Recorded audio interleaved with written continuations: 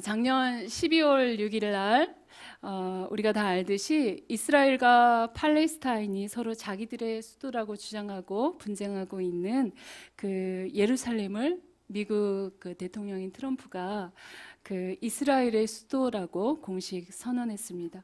그래서 지금 현재 텔아비브에 있는 옛날에 그 성경 지명으로 보면 요빠라는 곳에 미국 대사관이 있는데 그것을 지금의 이제 선언한 수도 예루살렘으로 이전하겠다고 이렇게 공식적으로 발표를 했는데요. 이로 인하여 그 이스라엘 주변에 있는 중동 그 아랍 국가들이 크게 반발하고 있으며 또 무장 단체들은 그 예루살렘과 또 미국 그 뉴욕에 테러를 일으키면서 이렇게 반발하고 있는 상황입니다. 그런데 그 사실 따지고 보면 트럼프가 그 단독적으로 행동한 것이 아니라 이미 1995년도에 그 미국 의회에서 그 예루살렘을 이스라엘 수도로 인정하는 법안이 이미 통과되었던 것들을 과거에 미국 대통령 그 빌 클린턴 또 조지 부시 또 버락 오바마 모든 대통령이 대선 후보 시절에 공약이 자기가 대통령만 된다면 이스라엘의 그 수도를 예루살렘으로 인정하겠다라고 이렇게 대선 공약으로 내세웠지만 이제껏 그 국제사회의 눈치를 보느라 22년 동안 실행하지 못했던 것들을 바로 그 대포가 큰 트럼프 대통령이 실행한 것에 불과합니다. 하지만 이 트럼프의 선언을 두고 그 우리나라를 비롯한 그 국제사회 또 유엔에서는 그 예루살렘이 이스라엘 수도라는 것들을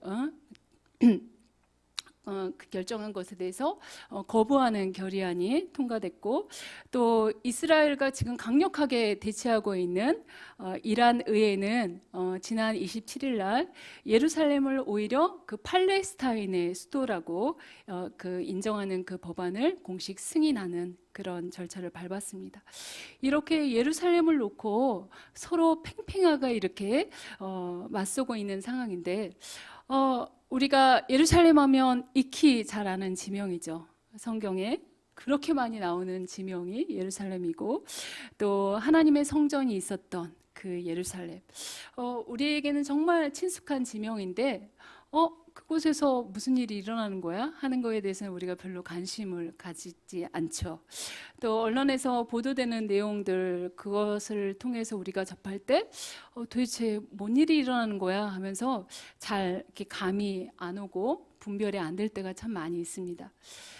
그래서 오늘은 그 성경 하나님의 말씀을 통해서 역사를 주관하시는 하나님께서 과연 예루살렘을 어떻게 바라보고 있는지 그 시각을 우리가 알아야지만 그 예루살렘에 지금 되어지는 상황에 대해서 우리가 분별할 수 있고 또 하나님의 마음과 계획이 어떠한지를 우리가 알고 기도할 수 있지 않겠습니까?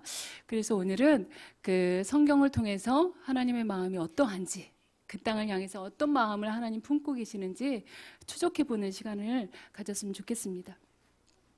우리가 읽었던 시편 132편은 그 하나님의 성전에 대한 찬양시입니다. 그래서 이스라엘의 그 남자라면 1년에 3번씩 예루살렘 성전에 방문해야 했었죠.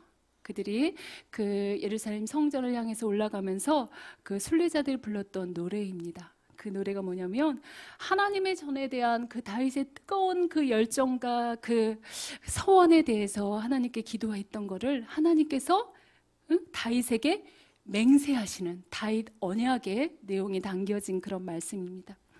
즉 하나님께서 주권적으로 다윗 왕조를 영원히 세우시고 또 다윗 왕조는 하나님이 거할 집을 세우겠다 하는 그런 내용입니다.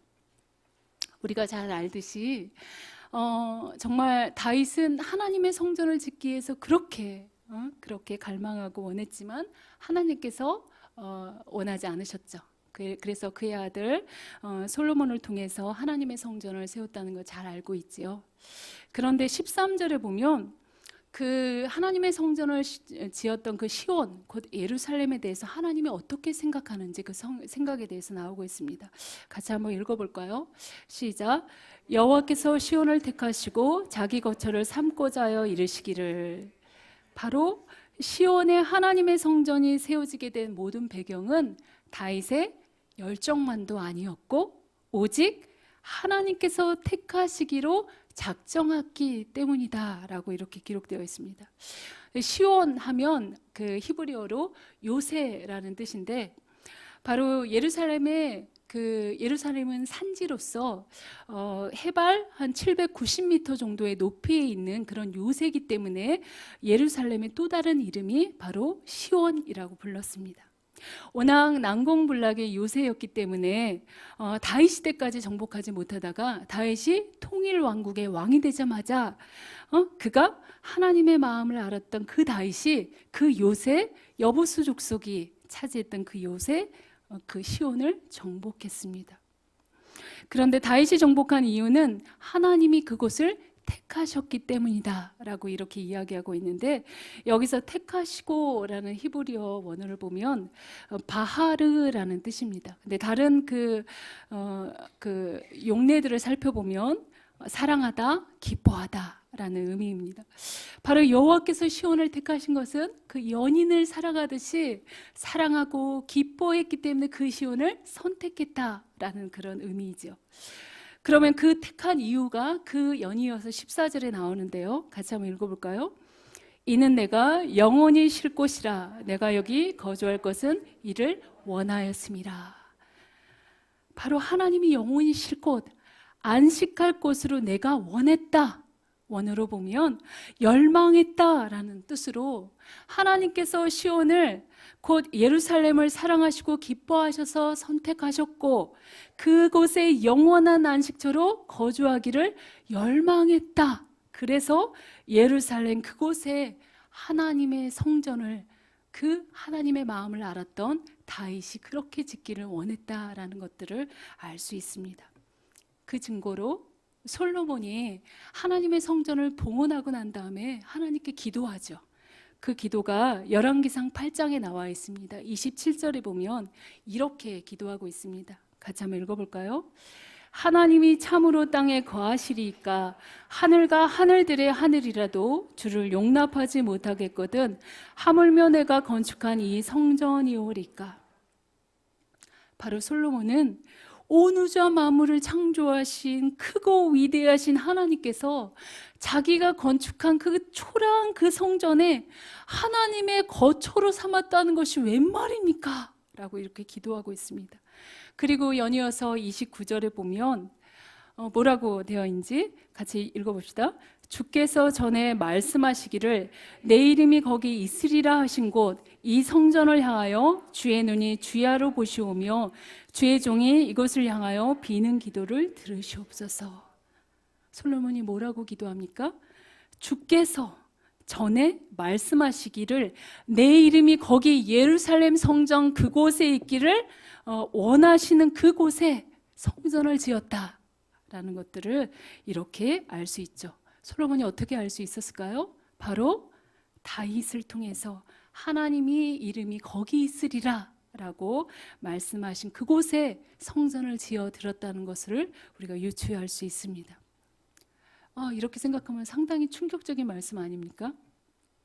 하나님 만드신 그 강렬한 우주, 그 우주의 크기만 추정해 보면 그 나사의 과학자들은 이렇게 우주의 크기를 표현하는데, 만약 우주가, 그 강렬한 크기의 우주가 지구의 크기라고 가정한다면 그 태양과 같은, 우리 태양계에서 우리 지구는 우리 지구를 이렇게 뵀을 때 태양계에서 99%가 그 태양과 같은 항성이 차지하거든, 비율이.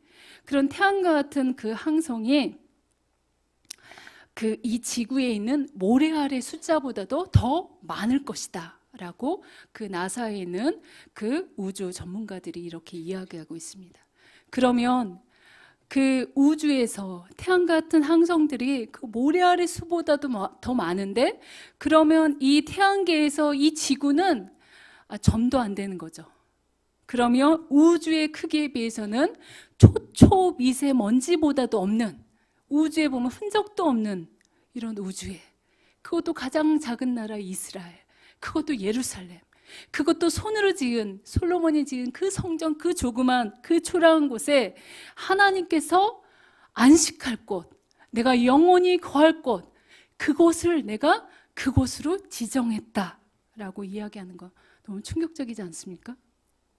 근데 성경에 보면 하나님께서 안식하셨다라는 말을 찾아보면 온 우주와 만물을 6일 동안 천지를 창조하시고 완전하고 완벽하게 마치신 다음에 일곱째 날 하나님께서 안식하셨다, 쉬셨다라고 표현되어 있는 말과 같은 말입니다. 솔로몬이 7년 동안 성전을 마무리하고 솔로몬이 지은 시온 곧 예루살렘 성전에 하나님께서 그곳에 영원히 쉴 것 곧 안식할 장소라고 지정했던 거, 왜 그랬을까요? 바로 죄로 인해 타락한 그 모든 인류가 그 이후로 하나님께서 안식할 곳이 한 군데도 없어서 끊임없이 열망하셨다, 그런 의미이기도 하겠죠.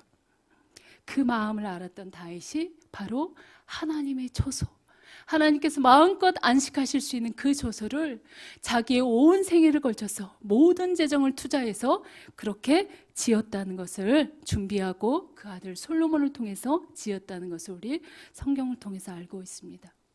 저와 여러분 어떻습니까? 우리의 모습을 보면 정말 부끄럽게 그지없죠.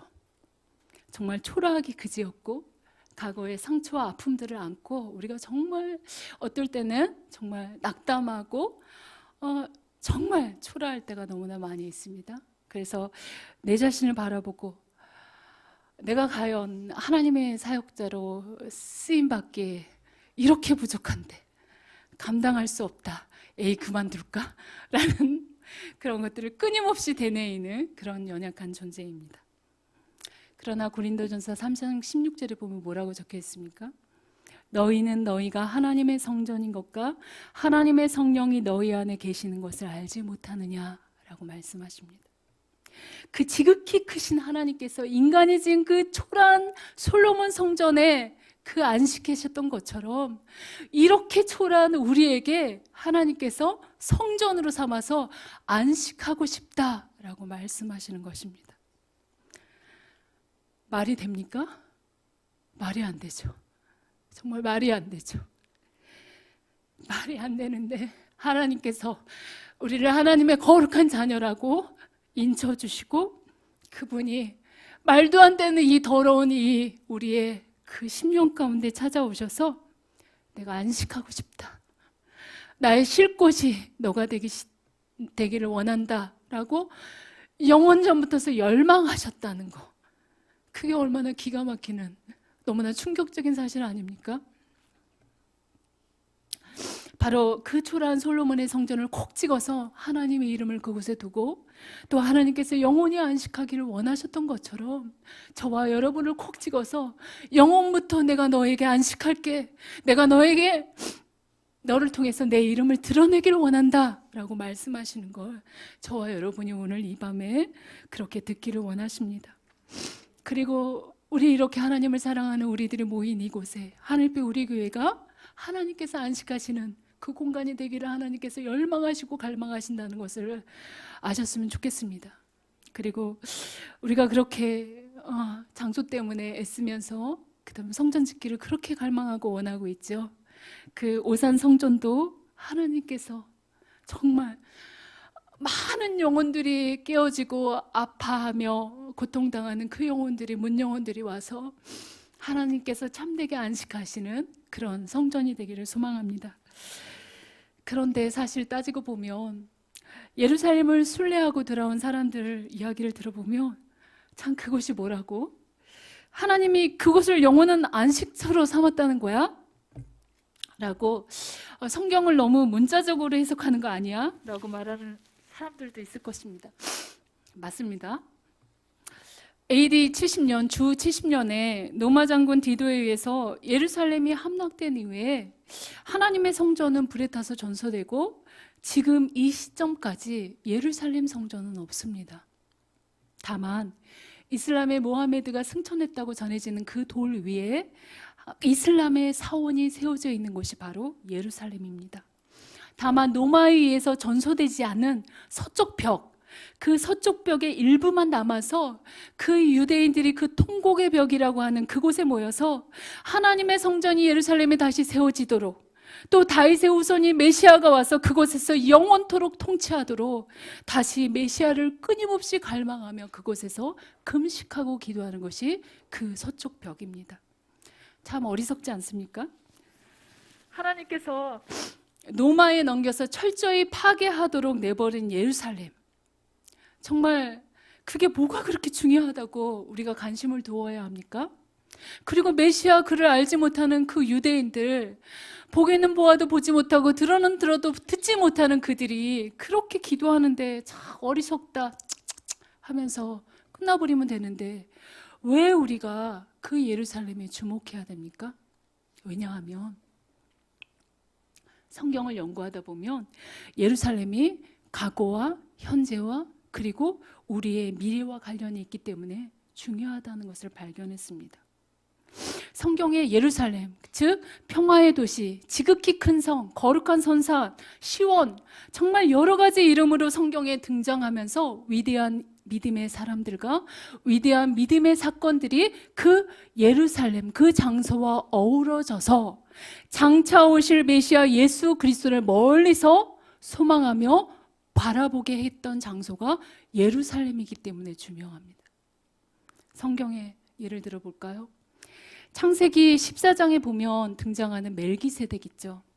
지극히 높으신 하나님의 제사장이며 동시에 살렘왕이고 평강의 왕이라고 표현되어 있습니다. 근데 히브리서에 보면 그는 멜기세덱의 반차를 따라 영원한 대제사장이 된 우리 주님을 보여주고 있습니다.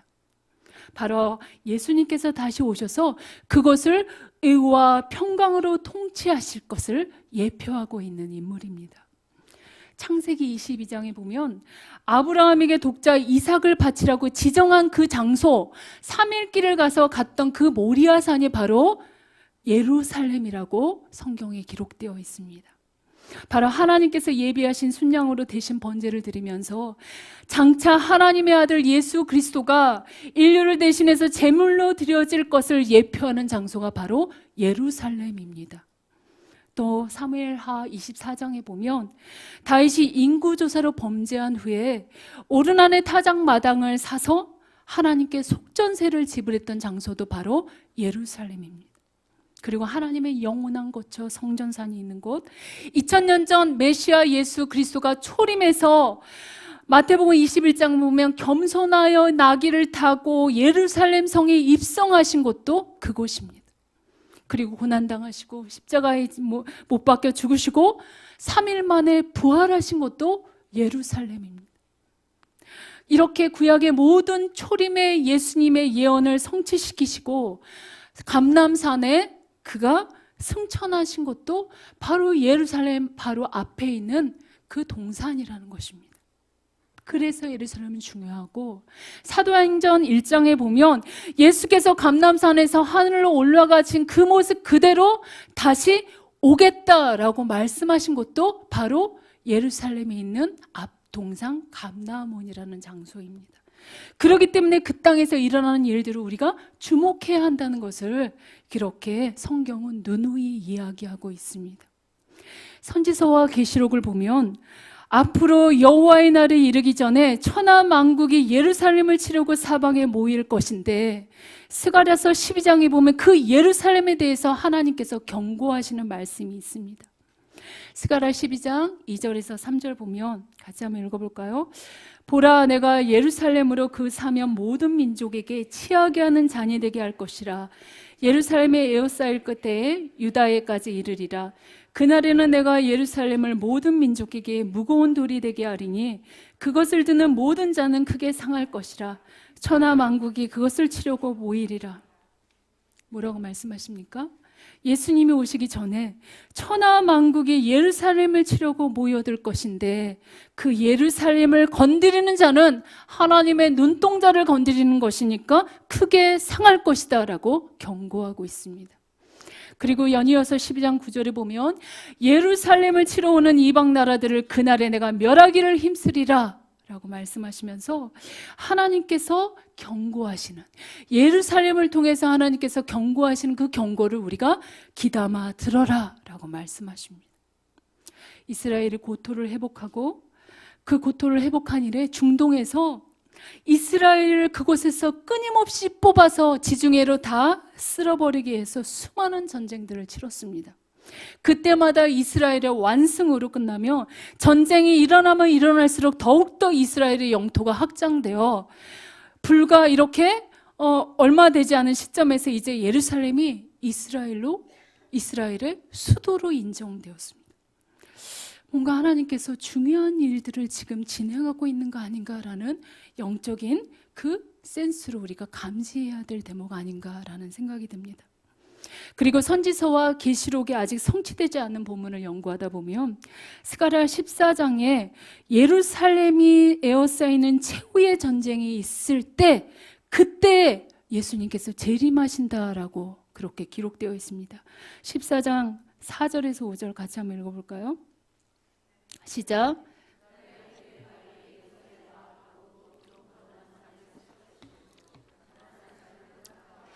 동서로 갈라져 매우 큰 골짜기가 되어서 산 절반은 북으로 절반은 남으로 옮기고 그 산 골짜기는 아셀까지 이를지라. 너희가 그 산 골짜기로 도망하되 유당 우시아 때에 지진을 피하여 도망하던 것 같이 하리라. 나의 하나님 여호와께서 임하실 것이요 모든 거룩한 자들이 주와 함께 하리라. 바로 천하 만국이 예루살렘을 에워싸며 그들을 괴롭힐 때 그날의 예수님께서 감람산에 다시 재림하실 것이다 라고 예언하는 그런 말씀입니다. 바로 예수님이 재림하실 때 감람산에 서실 때, 그의 발이 서실 때 그 감람산을 중심으로 큰 지진이 일어나서 두 쪽으로 갈라질 것이며 나의 하나님 여호와께서 임하실 것이요 모든 거룩한 자들이 주와 함께 하리라 라고 말씀하십니다. 우리가 그토록 기다리고 고대하던 우리 주님의 재림의 때와 바로 예루살렘 앞 동산 앞에 그 감람원이라는 그 동산이 바로 연결되어 있다는 것, 이것을 말하고 있기 때문에 예루살렘을 우리가 주목해야 한다는 것입니다. 그리고 역사적으로 예수님께서 십자가를 지시기 전에 예루살렘에 향하여 예언하는 말씀이 그대로 역사적으로 성취되었는데 누가복음 21장에 보면 24절에 보면 예루살렘을 향해서 뭐라고 예수님이 예언하셨습니까? 그들이 칼날에 죽임을 당하며 모든 이방에 사로잡혀 가겠고 예루살렘은 이방인의 때가 차기까지 이방인들에게 밟히리라. 바로 앞으로 예루살렘에 당할 일들을 주님께서 예언하시는데 정확하게 예수님이 십자가에 못 박혀 돌아가시고 40년 후 AD 70년에 로마인 디도 장군에 의해서 예루살렘이 철저히 파괴되었습니다. 그리고 그 후에 이스라엘과 수도 예루살렘은 이방인들에게 철저하게 질밟히는 그런 역사를 써내려왔습니다. 이것을 이방인의 사도라고 부른 그 바울 사도조차도 그의 사역 후기에 로마에 있는 성도들에게 로마서를 보내면서 로마상 12장 1절에 보면 그러므로 내가 말하노니 하나님이 자기 백성을 버리셨느냐? 그럴 수 없느니라 라고 말씀하시면서 11절에 누누이 그 예루살렘과 유대인에 대한 말씀, 그것을 이야기하는데 다만 유대인의 넘어짐과 실패로 말미암아 구원이 이방인에게 풍성하게 전파되기 위한 하나님의 구속사의 계획이다. 그것을 깨닫고 난 다음에 반드시 이방인의 때가 차면 하나님께서 원가지인 자신의 동족 유대인들을 회복시키실 것이다 라고 기록한 말씀이 로마서 11장의 말씀입니다.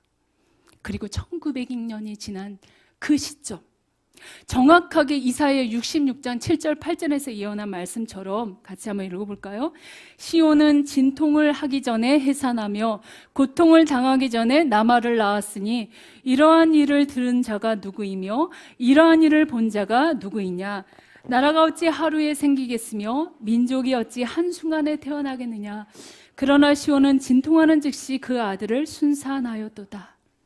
바로 이렇게 예언하신 대로 1948년 고토 이스라엘은 그들의 국가가 한날에 세워졌습니다.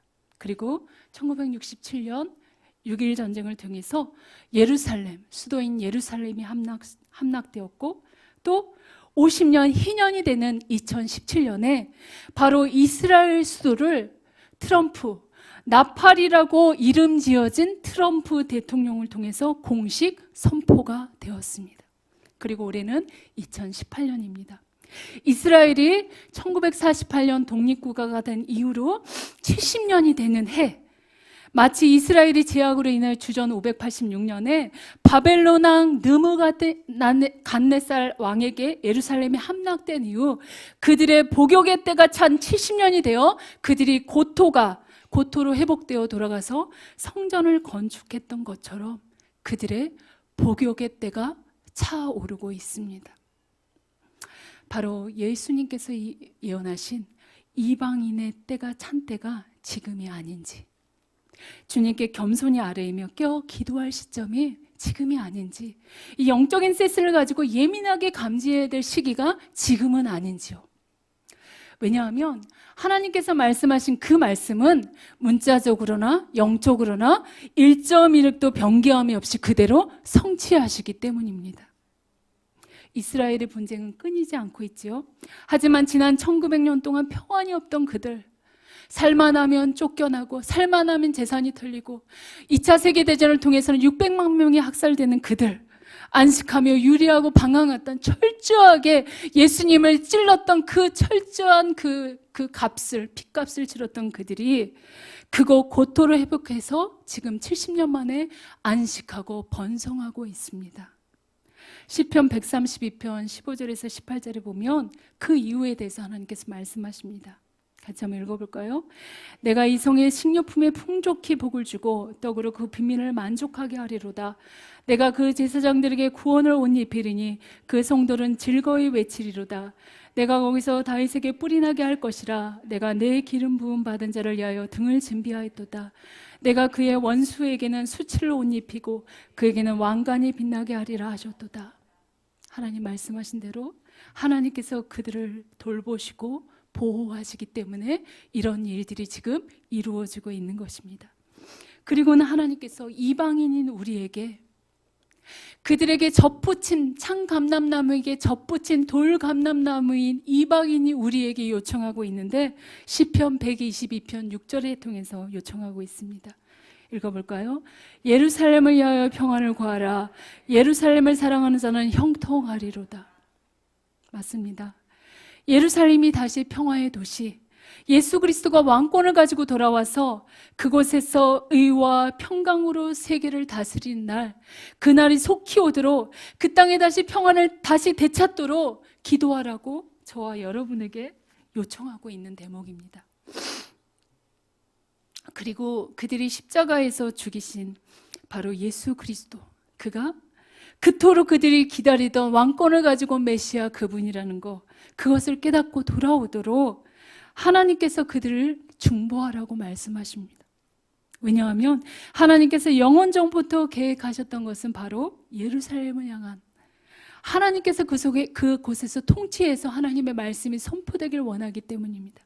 이사야 2장 3절 같이 한번 읽어볼까요? 많은 백성이 가며 이르기를 오라 우리가 여호와의 산에 오르며 야곱의 하나님의 전에 이르자. 그가 그의 길을 우리에게 가르치실 것이라. 우리가 그 길로 행하리라 하리니 이는 율법이 시온에서부터 나올 것이요 여호와의 말씀이 예루살렘에서부터 나올 것임이니라. 맞아요.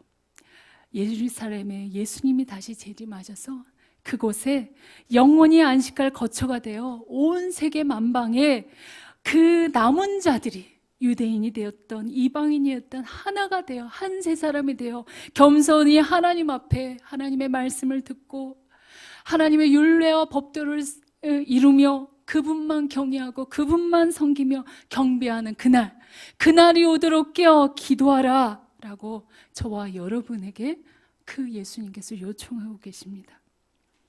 우리가 그렇게 그 땅을 향해서, 사망을 당한 그 땅을 향해서 여호와의 신 생기를 사방에서 그들에게 불어주면 그들이 큰 군대로 일어나겠다.